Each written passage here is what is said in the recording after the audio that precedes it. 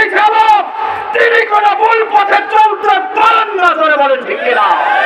কাজেই তিনি সরি বলে সকালবেলার কথা সন্ধ্যাবেলায় উল্টিয়ে মানুষ ভুলের উচ্চারণে আমি ভুল করে ফেলেছি এটা তার বলার প্রয়োজন নাই নাই নাই, ধরে বলুন ঠিক কিনা?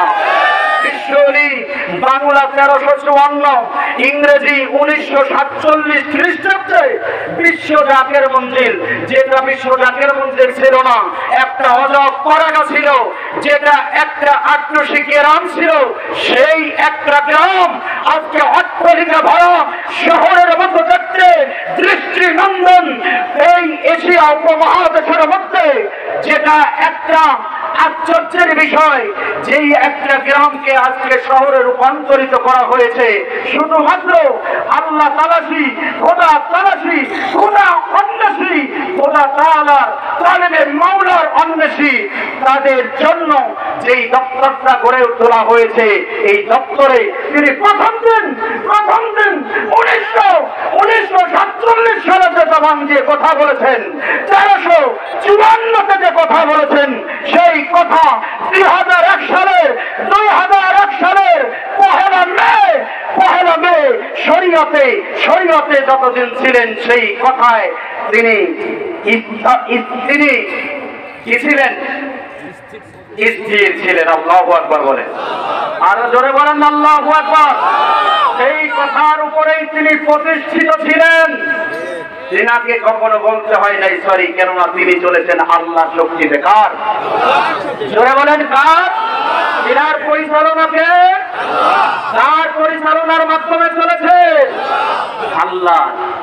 তিনার চক্ষু ছিল আল্লাহর কুদরতি চক্ষু।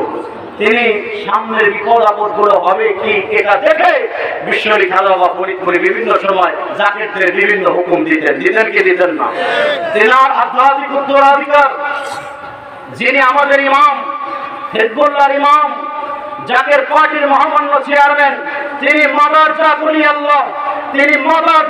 আল্লাহ, তিনিও আমাদেরকে বিশ্বনী খাজা বাবা ফরিদপুরের মতোই ওই রকম দিক নির্দেশনা দেন বলেই আজকে জাকের পার্টির কোন নেতা কর্মী তাদের নামে কোন মামলা মোকদ্দমা নাই, তাদের উপরে আসমানি গজব নেই, তাদের উপরে দুনিয়াবি বালা মুসিবত নেই, ধরে বলুন ঠিক কিনা? হিজবুল্লাহর ইমামের কদমে থাকবেন, জাকের পার্টির পতাকা তলে থাকবেন, আল্লাহর রহমতের চাদরে ঘেরা থাকবেন, জোরে বলুন ঠিক কিনা?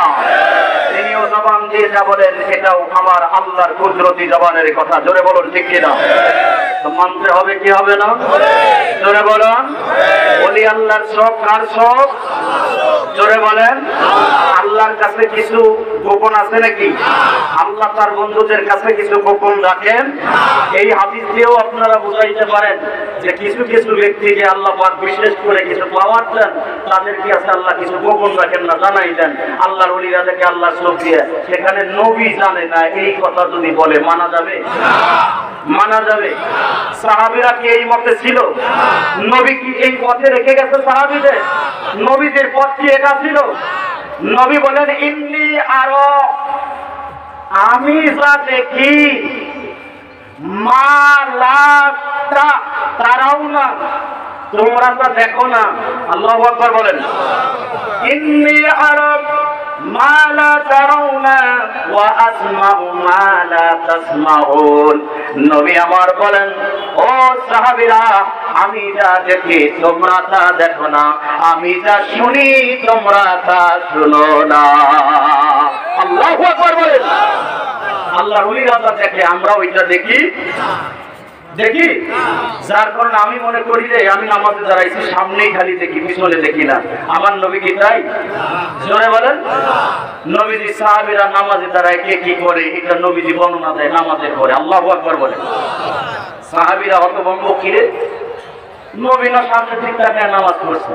নবী কওমি ওয়ারাই, আমি সামনেও যখন দেখি, ওয়াজু করে যখন দ্বারা পিঠ বোঝানো হয়, পিঠ কোণে সামনে না পিছনে, আমি পিছনেও যেমন দেখি। আল্লাহু আকবার বলুন না। নবী সামনেও যেমন দেখে পিছনেও তেমন, নবী ডানেও যেমন দেখে বামেও তেমন, এখন আমি দেখি না বলে দুনিয়া সবাই আমার মতো কানার ঘরের কানা নাকি? জোরে বলেন। নবী দেখে, আল্লাহু আকবার কন্যা। আমরা সেই দেখাওয়ালা পথে থাকতে চাই না কানার পথে থাকতে চাই? আমরা জিন্দার পথে থাকতে চাই না মরার পথে থাকতে চাই? জিন্দার পথ আমরা চাই কি চাই না? নবীজি বলেছেন মাসালুল্লাযী ইয়াযকুরু রাব্বাহু ওয়াল্লাযী লা ইয়াযকুরু মাসালুল হাইয়্যি ওয়াল মাইয়্যিত। আল্লাহু আকবার বলেন। নবী বলেছেন জিকিরকারী আর জিকির নাকারী, জিকির যে করে আর জিকির যে না করে, এই দুইয়ের মধ্যে পার্থক্য হলো জীবিত আর মৃত। তাহলে জিকির যারা করে তারা মরা, জিকির না করে তারা বুঝি মরা নাকি? এটা কোন না, তারা কি মরা? তারা কি মরা? তারা হলো জিন্দা।